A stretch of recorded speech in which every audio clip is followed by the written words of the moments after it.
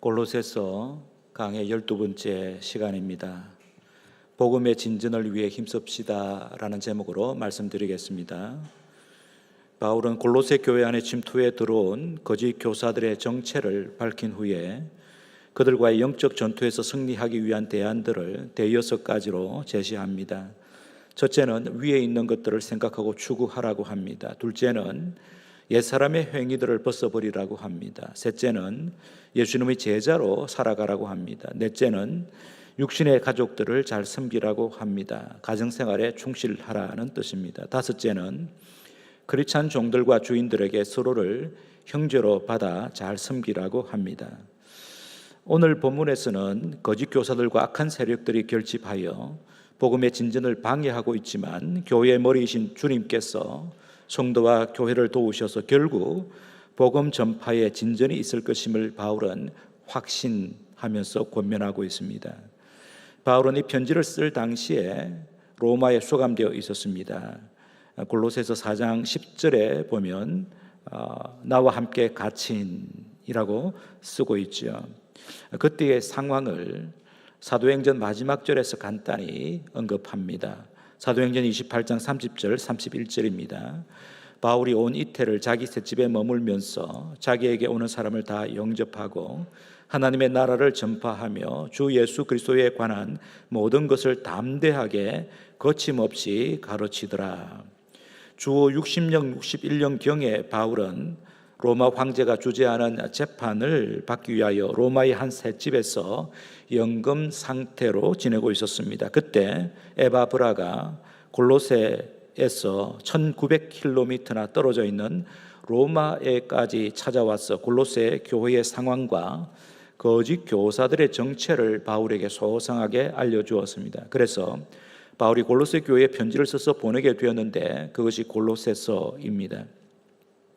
바울이 로마에서 연금 생활을 하고 있을 때 골로새서만 아니라 빌레몬스와 에베소서와 빌립보서도 썼는데 빌립보서를 보면 자신이 로마에서 수감되어 있지만 그로 인해 오히려 복음의 전파에 큰 진전이 있음을 빌립보 교회 성도들에게 알려주었습니다. 빌립보서 1장 12절에서 14절입니다. 형제들아 내가 당한 일이 도리어 복음 전파의 진전이 된 줄을 너희가 알기를 원하노라. 이러므로 나의 매임이 지금 로마 감옥에 수감되어 있다는 뜻이죠. 나의 매임이 그리스도 안에서 모든 시대 안과 그 밖에 모든 사람에게 나타났으니 형제 중 다수가 나의 매임으로 말미암아 주 안에서 신뢰함으로 겁없이 하나님의 말씀을 더욱 담대히 전하게 되었느니라. 빌립보서는 바울이 빌립보 교회에 보낸 선교 편지라고 할 수 있습니다. 바울이 로마 감옥에 수감되었다는 소식을 들은 빌립보 교회 성도들이 에바브로디도를 바울에게 보냈습니다. 바울은 빌립보 교회의 따뜻한 사랑에 감사하면서 자신에 대하여 염려하지 말라고 말합니다. 자신이 감옥에 수감됨으로써 오히려 시대 안팎으로 복음이 활발하게 전파되고 있다는 고무적인 소식을 편지에 담아 빌립보 교회에 보냈습니다. 여기 시대라고 한 것은 로마 황제를 지키는 경호 부대를 가리킵니다. 시대 안에서 복음이 활발하게 전파되었다고 하는데 이렇게 짐작해 볼 수 있겠습니다. 바울을 지키는 병사들과 바울을 취조하는 관리들에게 바울은 자신이 무슨 죄를 범했어가 아니라 복음 때문에 여기에 갇혀 있다고 얘기했을 것이 분명합니다. 다시 말하면 바울이 그들에게 아주 자연스럽고 당당하게 복음을 자세히 설명하고 전파했다고 할 수 있습니다. 복음을 들었던 병사들이나 취조했던 관리들 가운데 복음을 받아들인 자들도 생겼을 것으로 짐작할 수 있겠습니다. 빌립보서 4장 22절에 이런 기록이 있습니다. 모든 성도들이 너희에게 문안하되 특히 가이사의 집 사람 중 몇이니라. 가이사는 로마 황제를 가리키죠. 로마 황제 식구들 가운데 그리스도인이 된 이들이 바울과 함께 빌립보 교회 성도들에게 문안했다는 것인데 이것은 정말 놀라운 일이 아닐 수가 없습니다. 황제 식구들이 수감 생활을 하고 있는 바울과 한 형제로 교제하고 있다는 것인데 이것이야말로 바로 복음의 위력이라고 할 수 있겠습니다. 시위대 밖에서는 로마 교회 성도들이 복음 때문에 수감되어 있는 바울로 인하여 이전보다 더 활발하게 복음을 전파하게 되었습니다. 그래서 안으로는 로마 황실 깊숙이 복음이 침투해 들어가고 있고, 밖으로는 로마 시내 곳곳으로 복음이 확산되고 있다는 것입니다. 이처럼 복음의 강력한 역사를 경험한 바울은 오늘 본문에서 골로새와 인근의 도시들에서도 로마에서처럼 복음이 활발하게 진전되기를 기대하면서, 그러면 복음의 진전을 위하여 어떻게 해야 되는지 성도와 교회가 반드시 구비해야 할 것들이 있다고 말하고 있습니다. 그러면서 세 가지를 추천하고 있습니다. 그 세 가지는 복음의 진전을 위하여 계속하여 기도하라. 둘째는 복음의 진전을 위하여 지혜롭게 행하라. 5절에서 말씀하고 있고, 마지막으로 6절에서는 복음의 진전을 위하여 은혜롭게 말하라. 세 가지를 추천하고 있습니다. 하나씩 차례로 살펴보겠습니다. 오늘 본문 2절에서 4절까지 바울은 복음의 진전을 위하여 기도하라고 권합니다. 여기서 바울은 기도에 관하여 네 가지를 말씀하고 있습니다. 첫째는 기도를 계속하라고 합니다. 2절이죠. 바울이 골로새 교회 성도들에게 기도를 계속하라고 권면한 것은 기도가 얼마나 중요한지 자신이 생생하게 경험했기 때문입니다. 예수님도 그러셨지만 바울도 기도의 사람이었습니다. 바울에게 있어서 기도하지 않는 삶, 기도가 없는 사역을 결코 생각할 수 없었다고 해야 옳습니다. 바울이 그랬던 것처럼 성도의 기도 생활 가운데 가장 우선되어야 할 것은 기도를 계속하는 것입니다. 바울은 모든 편지글에서 성도들에게 항상 기도하라, 쉬지 말고 기도하라고 권했는데 그 이유가 무엇일까요? 성도와 교회가 계속 기도해야 할 이유를 대략 네 가지로 간추릴 수 있겠습니다. 첫째로, 성도는 계속 기도해야 활력이 넘치는 삶을 살 수 있습니다. 자주 들었듯이 기도는 호흡과도 같습니다. 우리가 숨을 쉬지 않은 채 2, 3분을 견디지 못하는 것과 같이 성도가 기도하지 않고 살면 그것만큼 힘든 것이 없습니다.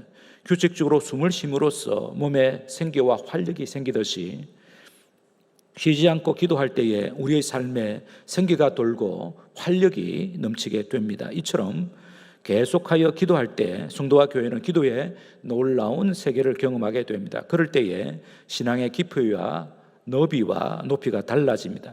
바울처럼 기도의 사람이 되시기를 주님의 이름으로 축복합니다. 둘째로, 우리가 계속 기도해야 할 이유는 우리에게 기도하지 않으면 안 될 사랑하는 사람들이 있기 때문입니다. 바울은 골로새 교회를 위하여 기도하기를 그치지 않고 있다고 편지 서두에서 이미 밝혔습니다. 골로새서에서만 아니라 모든 편지글에서 바울은 편지를 받는 교회들과 개인들을 위하여 쉬지 않고 항상 기도하고 있음을 빼놓지 않고 언급했습니다. 그렇게 밝힌 것은 자신의 기도 생활을 자랑하려고 한 것이 아니라 수신 교회들과 개인들을 향한 바울의 뜨거운 사랑이 자연스럽게 기도로 이어질 수밖에 없었음을 밝힌 것입니다. 여러분, 사랑하면 기도하게 되어 있습니다. 기도하지 않으면서 사랑한다고 말하는 것은 거짓말입니다. 사랑의 강렬함은 기도의 강렬함으로 나타날 수밖에 없습니다. 바울처럼 우리에게 맡겨주신 사람들을 위해 사랑으로 끊임없이 기도하는 우리들이 되기를 주님의 이름으로 축복합니다. 셋째로, 우리가 기도 없이는 한순간이라도 살 수 없는 이유는 우리에게 이런저런 시련이 닥치기 때문입니다. 어쩌면 바람 잘 날이 없는 것이 우리의 인생입니다. 그러므로 우리는 항상 비상을 걸고 기도해야 합니다. 야고보 사도는 고난당할 때에 기도하라고 했지요. 야고보서 5장 13절에서 16절입니다. 너희 중에 고난당하는 자가 있느냐 그는 기도할 것이요 즐거워하는 자가 있느냐 그는 찬송할지니라. 너희 중에 병든 자가 있느냐 그는 교회 장로들을 청할 것이요 그들은 주의 이름으로 기름을 바르며 그를 위하여 기도할지니라. 믿음의 기도는 병든 자를 구원하리니 주께서 그를 일으키시리라. 혹시 죄를 범하였을지라도 사하심을 받으리라. 그러므로 너희 죄를 서로 고백하며 병이 낫기를 위하여 서로 기도하라. 의인의 간구는 역사하는 힘이 큼이니라. 산을 오를 때 더 빨리 더 거칠게 숨을 몰아쉬듯이 어려운 일이나 난관을 만날 때에 더 빨리 더 거칠게 기도하는 것이 당연하고 자연스럽습니다. 이게 신앙생활의 기본입니다. 고난은 우리를 기도의 사람으로 만드는 변장된 축복이라고 할 수 있습니다. 고난을 기도로 극복하는 성도들이 되기를 주님의 이름으로 축복합니다. 넷째로 우리가 늘 기도할 수밖에 없는 이유는 영적 전투의 현장에서 우리가 살고 있기 때문입니다. 영적 전투의 대상은 마귀와 악한 영들입니다. 그 악한 세력들이 성도와 교회를 허물기 위하여 두 가지 방식으로 공격하지요. 하나는 회유이고 다른 하나는 위협입니다. 다르게 말하면 유혹과 박해입니다. 바울이 지금 로마 감옥에 갇힌 것은 마귀와 악한 영들이 정치와 종교 세력을 끌어들여 바울로 하여금 복음 전파의 일을 하지 못하도록 위협하고 박해한 결과입니다. 그러한 상황 속에서 바울이 쉬지 않고 주력한 것은 기도였습니다. 골로새 교회도 영적 전투의 상황 가운데 있었습니다. 이미 우리가 살펴본 대로 율법주의와 신비주의의 탈을 쓴 거짓 교사들이 골로새 교회에 침투하여 성도를 미혹하고 회유했습니다. 그래서 바울은 골로새 교회 성도들에게 영적 전투에서 승리하기 위하여 계속하여 기도하라고 권면하고 있습니다. 계속하여 기도할 때에 성도와 교회는 참된 복음 위에 든든히 서서 복음에 합당한 삶을 살 수 있을 것이기 때문입니다. 바울은 에베소서 6장 10절 이하에서 성도와 교회가 영적 전투에서 승리하기 위하여 하나님의 전신 갑주를 입어야 한다고 했습니다. 진리의 허리띠, 의의 호심경, 평안의 복음의 신, 믿음의 방패, 구원의 투구, 성령의 검인, 하나님의 말씀으로 무장하여 악한 영들과 싸우라고 합니다. 그런데 바로 이어서 기도하라고 권면합니다. 에베소서 6장 18절 말씀입니다. 모든 기도와 간구를 하되 항상 성령 안에서 기도하고 이를 위하여 깨어 구하기를 항상 힘쓰며 여러 성도를 위하여 구하라. 모든 기도와 간구를 하라고 합니다. 기도의 모든 형태를 다 동원하여 기도하라는 뜻입니다. 항상 기도하라고 하지요. 마귀와 악한 영들이 쉴 새 없이 성도와 교회를 회유하고 위협하고 있는데 세상의 방식으로는 그 마귀와 악한 영들을 이길 수 없기 때문입니다. 하나님의 전신갑주로 무장하고 성령 안에서 기도하면서 싸워야 영적 전투에서 승리할 수가 있습니다. 이처럼 하나님의 전신갑주를 효과적으로 사용하려면 기도가 필수적입니다. 성령으로 충만하려면 계속해서 기도해야 합니다. 그래서 신앙의 선배들은 기도야말로 하나님의 은혜를 누리는 가장 좋은 방편이라고 했습니다. 하나님의 은혜를 지속적으로 누리려면 계속해서 기도해야 합니다. 쉬지 않고 기도함으로써 영적 전투에서 승리하는 저와 여러분 되시기를 주님의 이름으로 축복합니다. 바울은 기도할 때에 또 감사함으로 기도하라고 2절에서 말씀하고 있지요. 바울은 골로새 교회 성도들을 위하여 기도할 때마다 먼저 감사하는 기도를 올렸다라고 이 골로새서 앞부분에서 서론 부분에서 말씀을 합니다. 골로새서 1장 3절입니다. 우리가 너희를 위하여 기도할 때마다 하나님 곧 우리 주 예수 그리스도의 아버지께 감사하노라. 바울이 골로새 교회를 위하여 기도할 때 먼저 감사하는 기도를 올린 것은 하나님의 은혜로 세워진 골로새 교회 안에서 성도들 간에 믿음과 사랑과 소망이 잘 자라 하나님께서 기뻐하시는 열매가 맺히고 있다는 소식을 들었기 때문입니다. 이처럼 우리의 기도에 감사가 빠질 수 없는 것은 하나님의 한량없는 은혜 때문입니다. 하나님은 우리의 선한 목자가 되셔서 우리를 생명의 길, 의의 길로 인도하십니다. 우리의 필요를 넉넉히 채우시지요. 우리를 악한 것들 가운데서 지켜 보호하십니다. 그래서 나의 나 된 것은 오직 주님의 은혜라고 간증한 바울의 고백이 우리의 고백이어야 합니다. 감사와 기도가 연결된 성경 구절들이 참 많은데 그 가운데 우리가 아주 좋아하는 두 구절이 있습니다. 첫째는 데살로니가전서 5장 17절 18절의 말씀입니다. 쉬지 말고 기도하라 범사에 감사하라. 이것이 그리스도 예수 안에서 너희를 향하신 하나님의 뜻이니라. 쉬지 말고 기도하면 범사에 감사할 수 있습니다. 이유는 모든 일을 하나님께 가지고 나아가 기도하면 반드시 기도의 응답을 경험하기 때문입니다. 하나님께서는 당신의 자녀들이 기도를 통하여 하나님의 풍성한 은혜를 누릴 뿐만 아니라 그 은혜에 감사하기를 바라고 계십니다. 그리고 둘째 구절은 빌립보서 4장 6절에서 7절입니다. 아무것도 염려하지 말고 다만 모든 일에 기도와 간구로 너희 구할 것을 감사함으로 하나님께 아뢰라. 그리하면 모든 지각에 뛰어난 하나님의 평강이 그리스도 예수 안에서 너희 마음과 생각을 지키시리라. 염려거리가 생기면 모든 기도를 동원하여 기도하라. 그렇게 기도할 때에 감사부터 하라. 그러하면 염려가 물러가고 대신에 하나님의 평강이 너희 마음에 자리 잡게 될 것이다 라는 말씀입니다. 염려거리가 생기면 감사하는 기도를 하라는 것이 무슨 뜻일까요? 하나님께서 우리의 모든 기도에 응답하시겠다고 약속하셨기 때문입니다. 하나님께서 우리에게 주신 기도 응답의 약속은 두 가지이죠. 여러 번 제가 말씀드렸습니다. 우리가 하나님께 기도하면 우리가 기도한 것보다 더 좋은 것 주신다, 가장 적절한 때 주신다고 하는 것이 기도 응답의 약속입니다. 신실하신 하나님께서 기도 응답의 약속을 반드시 지키실 것이기 때문에 우리가 기도할 때 기도 응답의 약속이 이루어질 것을 믿고 감사부터 하라고 하는 것입니다. 그러므로 감사함으로 기도하라고 하는 것은 믿음으로 기도하라는 것과 같은 뜻입니다. 기도할 때마다 기도 응답의 약속을 믿고 감사하는 기도를 드리시는 저와 여러분 되시기를 주님의 이름으로 축복합니다. 바울은 또 이어서 깨어 기도하라고 2절에서 권하고 있습니다. 바울은 예수님께서 재림하실 날이 점점 더 가까이 다가오고 있는 종말의 때에 성도와 교회가 정신을 차리고 깨어 있으라고 여러 곳에서 권면합니다.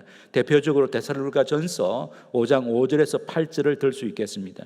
너희는 다 빛의 아들이요 낮의 아들이라. 우리가 밤이나 어둠에 속하지 아니하나니 그러므로 우리는 다른 이들과 같이 자지 말고 오직 깨어 정신을 차릴지라. 자는 자들은 밤에 자고 취하는 자들은 밤에 취하되 우리는 낮에 속하였으니 정신을 차리고 믿음과 사랑의 호신경을 붙이고 구원의 소망에 투구를 쓰자. 세상에 취하여 살지 말고 경성하여 복음에 합당하게 살라는 뜻입니다. 어떻게 하면 경성하여 복음에 합당하게 살 수 있을까요? 깨어 기도하면 그렇게 살 수 있습니다. 에베소서 6장 18절에도 깨어 기도하라고 말하고 있습니다. 모든 기도와 간구를 하되 항상 성령 안에서 기도하고 이를 위하여 깨어 구하기를 항상 힘쓰며 여러 성도를 위하여 구하라. 예수님께서도 겟세마네 동산에서 제자들에게 깨어 기도하라고 하셨습니다.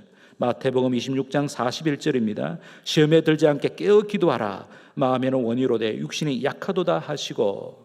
제자들이 시험에 빠진 것은 깨어 기도하지 않았기 때문입니다.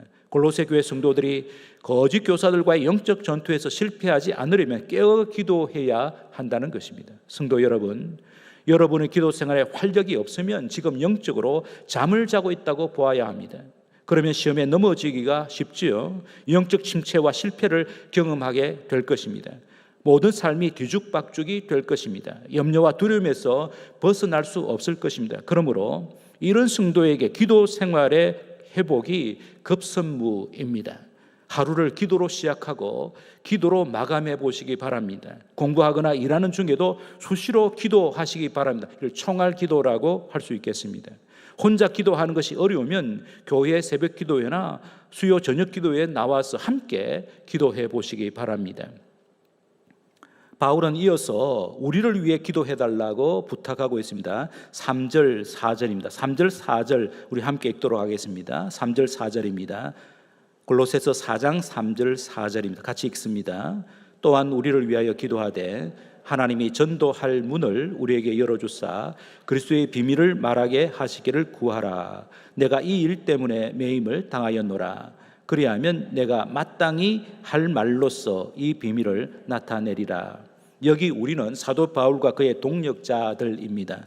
우리에게 적용하면 전도자들과 선교사들입니다. 바울 당시에만 아니라 요즘도 선교사님들에게 가장 필요한 것이 중보기도입니다.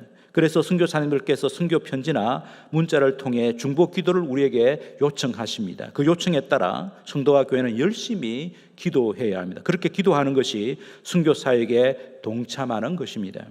바울은 전도자들을 위한 골로새 교회 성도들의 중보기도가 반드시 응답될 것을 확신하면서 골로새 교회 성도들에게 세 가지의 기도 제목으로 기도해 달라고 요청합니다. 첫째는 우리를 위하여 기도해 달라고 요청합니다. 우리의 이름을 부르며 기도해 달라는 뜻입니다. 바울은 이어지는 본문 7절에서 12절까지 해서 그의 동역자들의 이름을 열거하면서 그들의 근황을 알려주고 있습니다.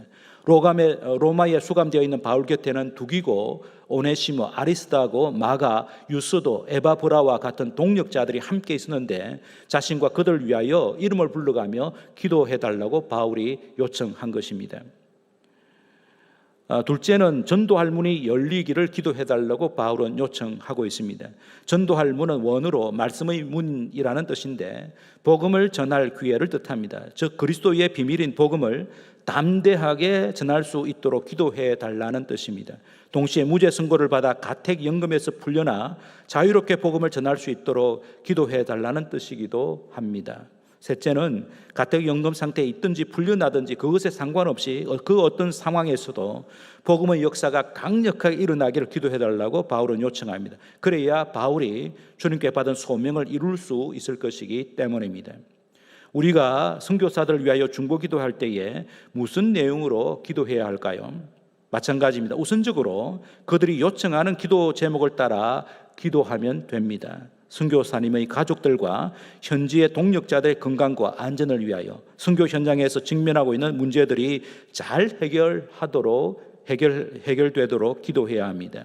둘째는 전도의 문이 열리기를 기도해야 하겠죠. 전도의 기회와 영혼들의 마음의 문이 열리도록 기도하는 것입니다.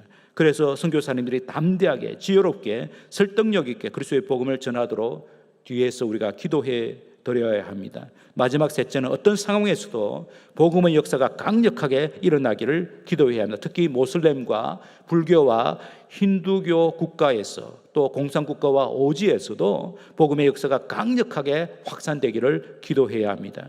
목장에서 후원하는 선교사님들의 선교 편지나 문자를 받으면 목장 식구들에게 전달하여 선교사님께서 부탁하신 기도 제목을 따라 늘 기도하는 저와 여러분 되기를 주님의 이름으로 축복합니다. 바울은 크게 둘째로 복음의 진전을 위하여 지혜롭게 행하라고 권하고 있습니다. 5절입니다. 자, 5절 함께 읽겠습니다. 같이 읽습니다. 외인에게 대해서는 지혜로 행하여 세월을 아끼라. 에베소서의 병행 구절에서는 좀 더 자세하게 말씀합니다. 에베소서 5장 15절에서 18절입니다. 그런즉 너희가 어떻게 행할지를 자세히 주의하여 지혜 없는 자같이 하지 말고 오직 지혜 있는 자같이 하여 세월을 아끼라. 이 동일한 말이 나오죠. 지혜 있는 자같이 하여 세월을 아끼라. 때가 악하니라. 그러므로 어리석은 자가 되지 말고 오직 주의 뜻이 무엇인가 이해하라. 술 취하지 말라. 이는 방탕한 것이니 오직 성령으로 충만함을 받으라. 지혜 있는 자가 되라고 했는데 지혜의 근본이신 하나님을 잘 알고 바르게 알고 하나님을 경외하는 것을 뜻하겠지요. 세월을 아끼라고 했는데 시간을 허비하지 말라. 시간 관리를 잘하라. 기회를 선용하라 라는 뜻입니다. 주의 뜻이 무엇인가 이해하라고 했는데 주님의 뜻을 잘 분별하고 그 뜻을 이루는 데 시간을 사용하여라. 매 순간을 복음 전파의 기회로 삼으라고 하는 뜻이겠습니다. 술 취하지 말라고 했는데 방탕하게 살지 말라.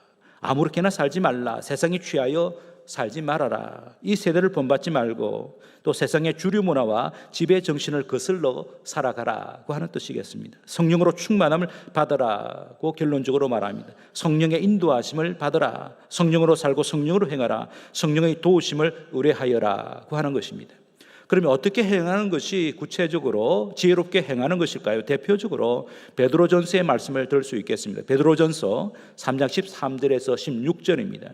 또 너희가 열심으로 선을 행하면 누가 너희를 해하리요. 그러나 의를 위하여 고난을 받으면 복이 있는 자니 그들이 두려워하는 것을 두려워하지 말며 근심하지 말고 너희 마음에 그리스도를 주로 삼아 거룩하게 하고 너희 속에 있는 소망에 관한 이유를 묻는 자에게는 대답할 것을 항상 준비하되 온유와 두려움으로 하고 선한 양심을 가지라. 이는 그리스도 안에 있는 너희의 선행을 욕하는 자들로 그 비방하는 일에 부끄러움을 당하게 하려 함이라.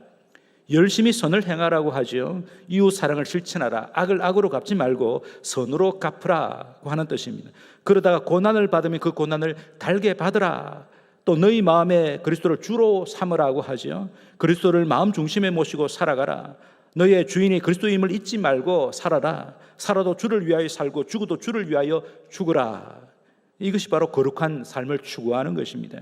그리고 소망을 붙잡으라고 합니다. 하나님의 약속이 성취될 것을 믿고 바라라. 하나님 나라의 성취를 믿고 소망하라고 하는 것입니다. 외인들에게, 불신자들에게 감동과 도전을 주는 삶을 살아라고 합니다. 그들이 소망에 관한 이유를 물어올 때에 복음의 진리를 잘 증거하도록 미리 잘 준비하여라고 말합니다. 대답할 때에도 온유와 두려움으로 하라고 합니다. 너희의 지혜와 힘으로 하지 말고 성령님의 강력한 도우심을 의뢰하여 성령의 말하게 하심을 따라 말하라고 하는 것입니다.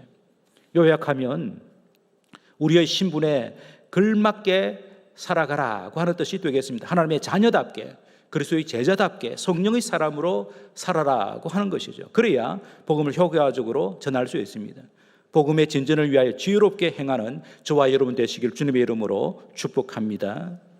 바울은 마지막 셋째로 복음의 진전을 위하여 은혜롭게 말하라고 권합니다. 6절입니다. 본문 6절을 우리 함께 읽도록 하겠습니다. 같이 읽습니다. 너희 말을 항상 은혜 가운데서 소금으로 맛을 냄과 같이 하라. 그리하면 각 사람에게 마땅히 대답할 것을 알리라. 성도의 언어 생활에 관하여 바울은 두 가지를 말씀합니다. 언제나 은혜롭게 말해야 한다. 소금으로 맛을 내는 것처럼 말해야 한다고 말씀합니다.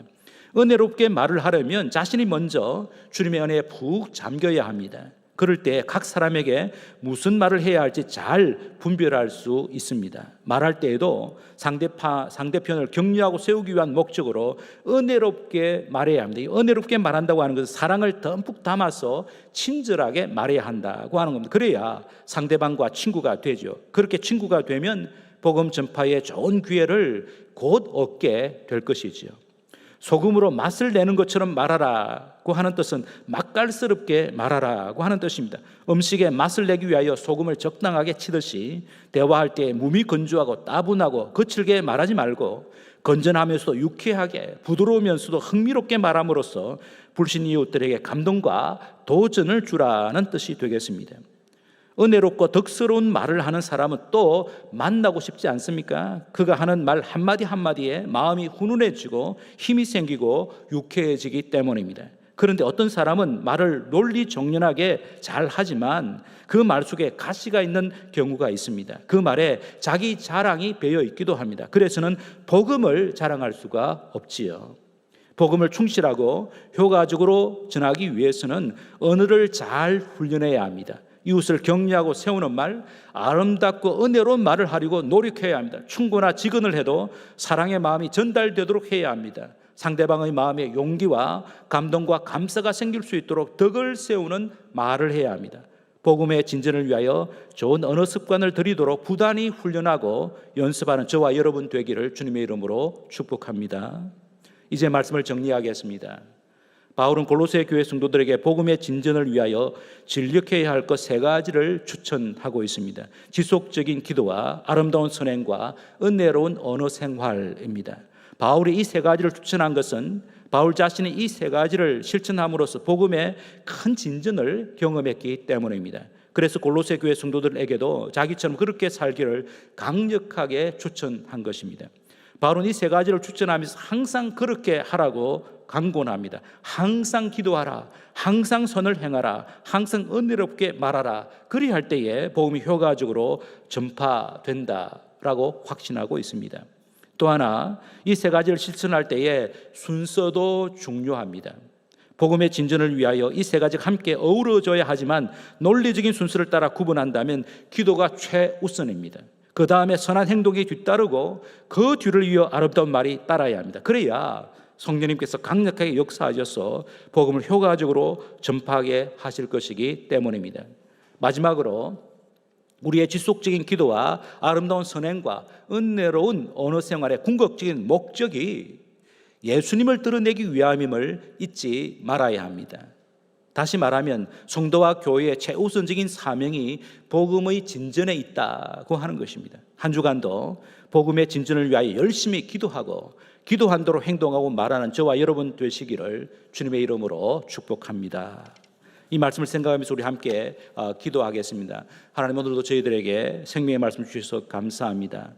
우리가 복음의 진전을 위하여 예수님을 드러내기 위하여 한 주간도 살겠습니다. 그러기 위하여 열심히 기도부터 하겠습니다. 그리고 기도한 대로 행동하고 기도한 대로 말하겠습니다. 서로 축복하면서 함께 기도하겠습니다.